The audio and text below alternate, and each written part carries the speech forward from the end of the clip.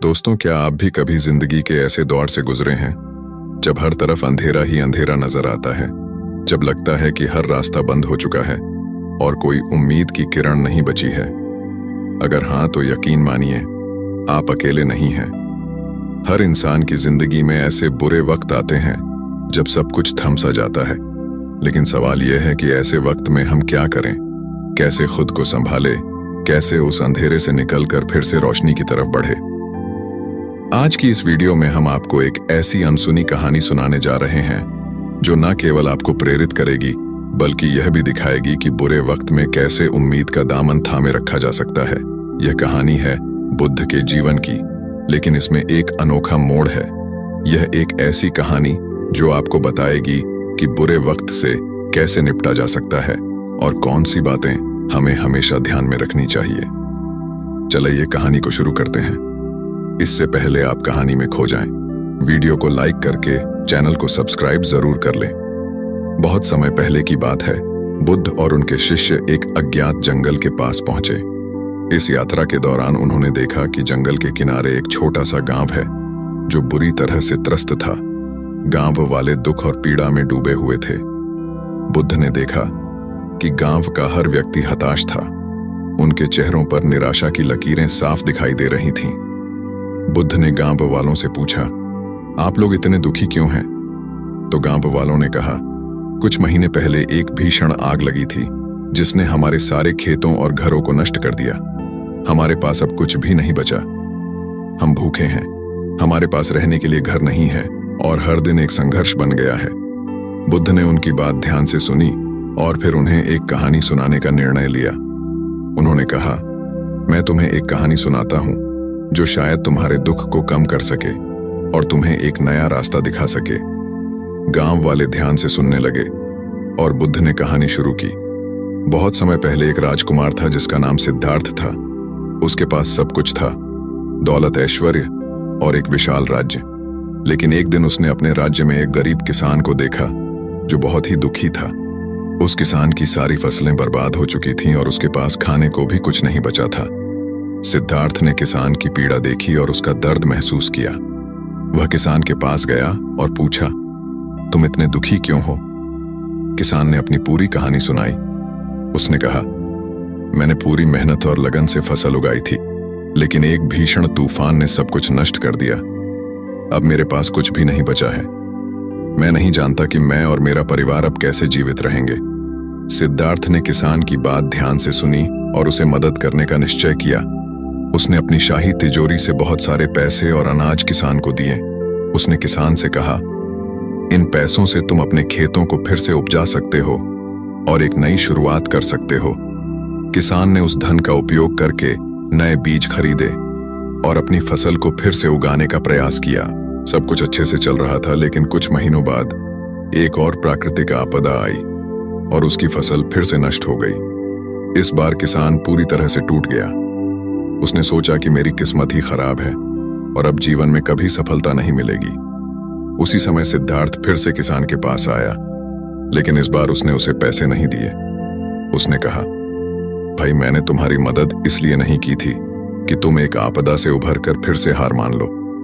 मैंने तुम्हें इसलिए मदद की थी ताकि तुम समझ सको कि जीवन में कितनी भी कठिनाइयां क्यों ना आए, हमें कभी हार नहीं माननी चाहिए।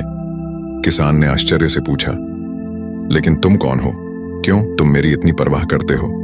सिद्धार्थ ने मुस्कुराते हुए कहा, मैं वो हूं जिसने एक समय में सब कुछ छोड़ दिया था। मैं राजकुमार सिद्धार्थ हूं जिसने राजमहल, दौलत और ऐश्वर्य को छोड़कर सत्य की खोज में निकला। मैंने इस दुनिया की सारी भौतिक सुख सुविधाओं को त्याग दिया ताकि मैं लोगों के दुखों का असली कारण जान सकूं और उन्हें दूर कर सकूं।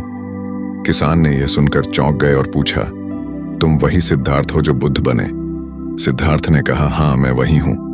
मैंने अपनी सारी संपत्ति, ऐश्वर्य और राज्यपाठ इसलिए छोड़ा ताकि मैं तुम्हारे जैसे लोगों की मदद कर सकूं और उन्हें सच्चे सुख का रास्ता दिखा सकूं। आज मैं तुम्हें यह बताना चाहता हूं कि जीवन की कठिनाइयों से कभी हार मत मानो, चाहे कितनी भी बड़ी चुनौती क्यों ना हो। अगर तुम में धैर्य और आत्मविश्वास है तो तुम हर मुसीबत को पार कर सकते हो। किसान की आंखों में आंसू आ गए। उसने कहा, मैं आपकी इस कृपा को कभी नहीं भूलूंगा। आपने मुझे सिर्फ धन नहीं दिया बल्कि मुझे जीने की एक नई दिशा दी। बुद्ध ने किसान को प्रोत्साहित किया और कहा, तुम्हें अपनी ताकत और क्षमताओं पर विश्वास रखना होगा। तुम्हारी सफलता तुम्हारे ही हाथों में है। जब भी तुम हार मानने के कगार पर हो, खुद से पूछो कि क्या तुमने सब कुछ छोड़कर भी सच्ची खुशी की तलाश की है। अगर नहीं तो अभी तुम्हारे पास सब कुछ है। उठो और अपनी नई शुरुआत करो। किसान ने इस बार हार मानने का विचार छोड़ दिया। उसने अपने अंदर की ताकत को पहचाना और एक नई ऊर्जा के साथ अपने खेतों में काम करने लगा। उसने धैर्य, मेहनत और बुद्ध के आशीर्वाद से अपनी फसल को पहले से भी बेहतर बनाया। धीरे धीरे उसकी मेहनत रंग लाई और उसकी फसल इतनी अच्छी हुई कि वह न सिर्फ खुद को बल्कि पूरे गांव का पेट भरने लायक अनाज उपज कर ली। गांव में यह खबर फैल गई कि एक साधारण किसान ने अपने परिश्रम और बुद्ध के मार्गदर्शन से असंभव को संभव बना दिया। किसान ने बुद्ध की सीख को अपने जीवन का मंत्र बना लिया और वह गांव में एक प्रेरणा स्रोत बन गया। गांव वाले बुद्ध की कहानी सुनकर भावुक हो गए। उन्होंने पहली बार महसूस किया कि बुद्ध सिर्फ एक महान शिक्षक ही नहीं बल्कि वह व्यक्ति थे जिन्होंने अपने जीवन में हर सुख सुविधा को त्याग कर सच्ची शांति और ज्ञान की खोज की थी। उनकी यह कहानी गांव वालों के लिए जीवन की कठिनाइयों का सामना करने की प्रेरणा बन गई। बुद्ध ने अपनी कहानी के माध्यम से गांव वालों को यह सिखाया कि जीवन की कठिनाइयों का सामना करने के लिए आत्मविश्वास, धैर्य और आंतरिक शक्ति सबसे महत्वपूर्ण है। उन्होंने कहा, धन दौलत और ऐश्वर्य सब कुछ खो सकता है, लेकिन अगर तुम अपने अंदर की शक्ति और धैर्य को बरकरार रखते हो तो तुम हर संकट को पार कर सकते हो। बुद्ध के इन शब्दों में जीवन की सच्चाई छिपी है। हर किसी को खुशहाल जिंदगी से प्यार होता है। कोई नहीं चाहता कि गम के बादल उसकी जिंदगी के आसपास भी कभी ना आए, क्योंकि जीवन को संतुलन में रखा गया। यह हम पर निर्भर करता है कि हम सुख में कैसा बर्ताव करते हैं और दुख के समय मुश्किल घड़ी का किस तरह सामना करते हैं। बुद्ध ने सिखाया कि बुरे वक्त में हमेशा सावधानी बरतनी चाहिए। जब समस्याएं हमें घेर लेती हैं, तब हमारे पास चुनौतियां बड़ी और अवसर सीमित होते हैं। ऐसी स्थिति में छोटी सी गलती भी बड़ी परेशानी खड़ी कर सकती है। इसलिए जो भी फैसला ले, उसके अच्छे और बुरे परिणाम के बारे में शांत दिमाग से सोचे।